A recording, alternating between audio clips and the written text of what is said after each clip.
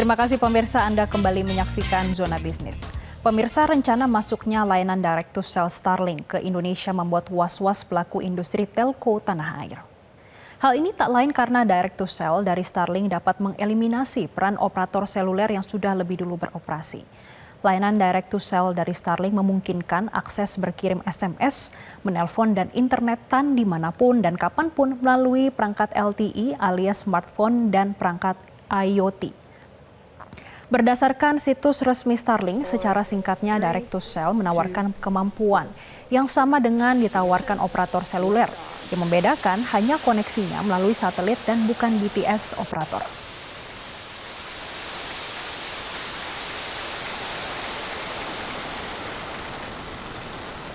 Vehicles pitching downrange.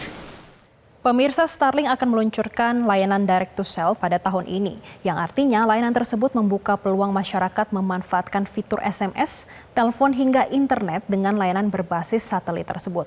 Lantas, apakah investasi telco selama ini akan sia-sia jika direct cell Starlink masuk ke Indonesia?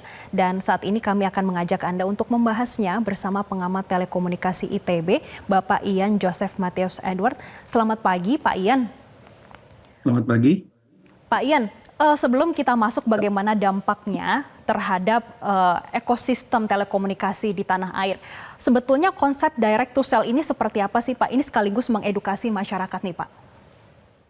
Ya, direct to cell, jadi handphone yang nanti akan diluncurkan adalah bisa nyambung sampai ke satelit ya. Jadi akan menggunakan VSAT. Ya, jaraknya menggunakan kalau yang Starlink punya memang dia menggunakan LEO dengan jarak kira-kira 520 km gitu ya. Kira-kira akan delay-nya sebesar 1 milisecond, jadi karena 2 kalinya di atas ke bawah yang bolak-balik kira-kira ya sampai 4 milisecond lah gitu ya. Jadi memang dengan adanya direct to cell, maka tingkat keterjangkauannya akan sangat besar gitu. Ya, apalagi Starlink itu kita bilang akan meluncurkan kira-kira untuk Indonesia ya, dilayani kira-kira 100 satelit dari Starlink punya gitu. Sampai nantinya akan tercapai sekitar 2 teraan ya, 2 tera gigabit per detik ya. Seperti demikian. Pak Ian, tapi kalau melihat dengan apa yang digunakan oleh masyarakat Indonesia, perangkat telekomunikasi yang ada di masyarakat, ini sudah bisa mengakses untuk layanan direct to cell itu Pak? Maksudnya memungkinkankah ke depannya apabila memang itu diterapkan Indonesia, masyarakat bisa menggunakan layanan tersebut dengan adanya HP yang sudah saat ini digunakan masyarakat? Ya, saat ini belum bisa karena handphone yang dirancang itu memang untuk LTE atau 5G ataupun 4G, arah antenanya bukan ke atas ya, bukan ke arah satelit. Tetapi arahnya memang lebih ke arah BTS gitu. Jadi kalau untuk menggunakan nanti layanan satelit, itu agak berbeda dia. Kecuali handphone-handphone yang terbaru ya, ada kemungkinan sudah terpasang juga untuk direct to cell.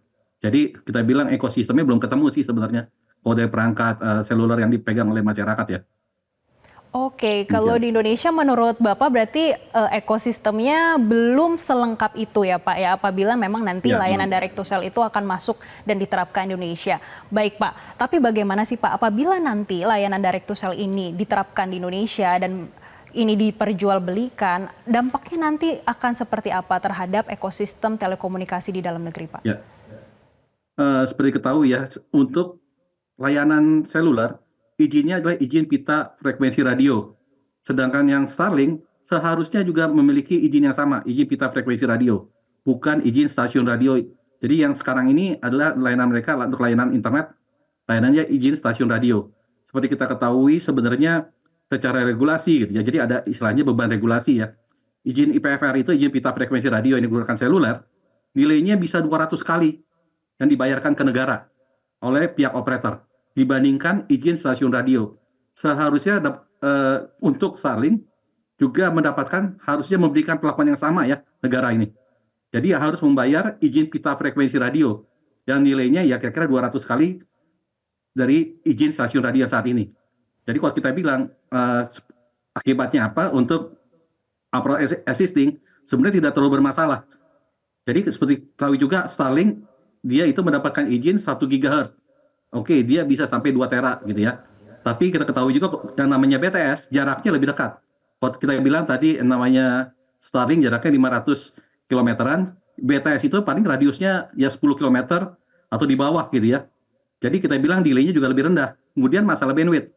Masalah bandwidth, yang tadi kalau yang wireless gitu ya, atau radio digunakan 1 GHz. Sedangkan BTS itu menggunakan fiber optik. Kalau perlu bandwidth tambahan, tinggal tambahkan aja bandwidth-nya atau tambah core gitu. Jadi tidak terlalu bermasalah gitu. Jadi kita bilang persaingannya ya saling mengisi lah ujung-ujungnya begitu. Ya antara Starlink dengan operator existing yang menggunakan BTS. Jadi nggak perlu khawatir ya, itu kan tadi.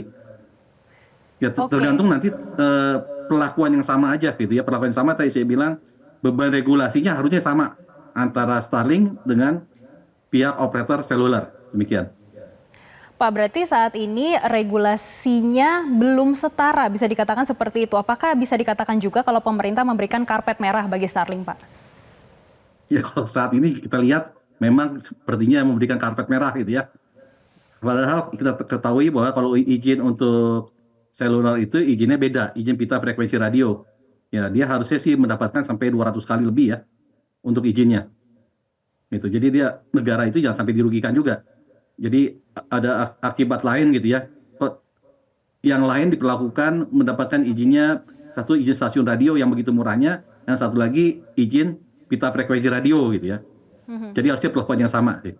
Ya. Biar Pak ada istilahnya bisa bersaing mereka. Nanti seperti kita ketahui juga persaingan harus persaingan yang sehat ya. Pak Ian, tadi Bapak sempat menyampaikan kalau Starlink dan juga operator telekomunikasi di dalam negeri itu sebetulnya bisa saling mengisi. Pak, tapi kalau kita melihat prioritas Starlink ini ada di 3T. Kemudian pembangunan BTS selama ini oleh Kominfo ini juga untuk menjangkau 3T. Apakah ini akan tumpang tindih nantinya Pak? Dengan ditambah ada layanan direct to cell-nya. Nah ini memang harusnya sih ada koordinasi ya.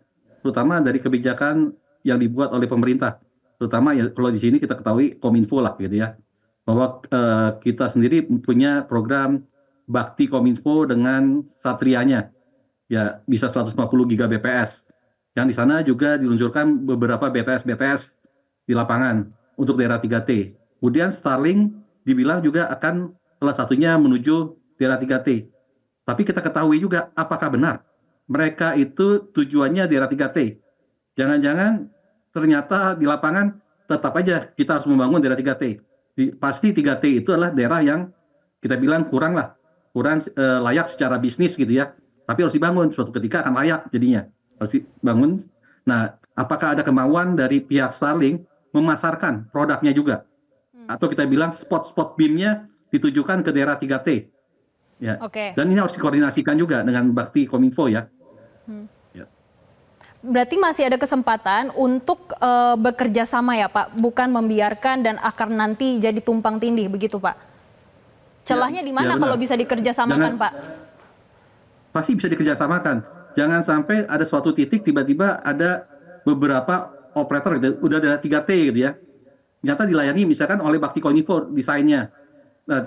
Kemudian juga dilayani oleh Starlink. Semoga Starlink mau ya, karena itu tidak layak secara bisnis. Dia dilayani juga ke daerah 3T.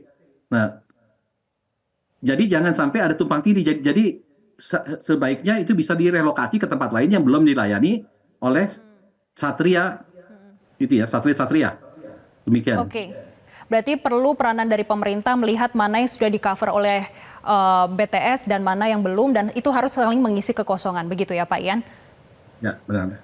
Oke, baik. Terima kasih Pak Ian Joseph Mateus Edward selaku pengamat telekomunikasi. Bisa saya tambah lagi? Ya. Boleh sedikit saja, Pak. Sedikit saja, karena durasi kita sangat tipis nih, Pak. Apa memangnya, Pak? Nggak apa-apa.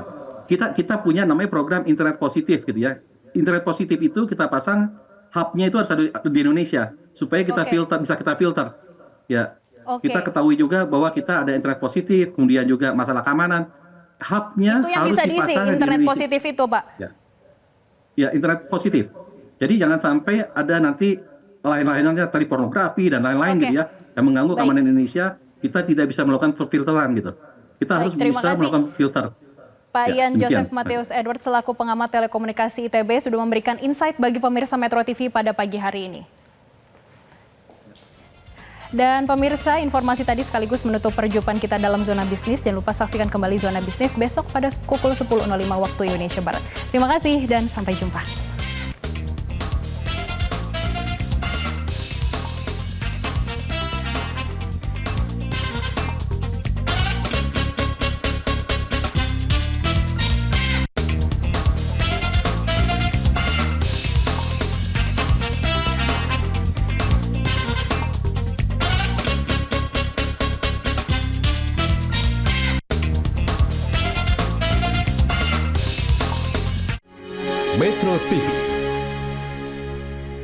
Jelajahi cara baru mendapatkan informasi. Download Metro TV Extend sekarang.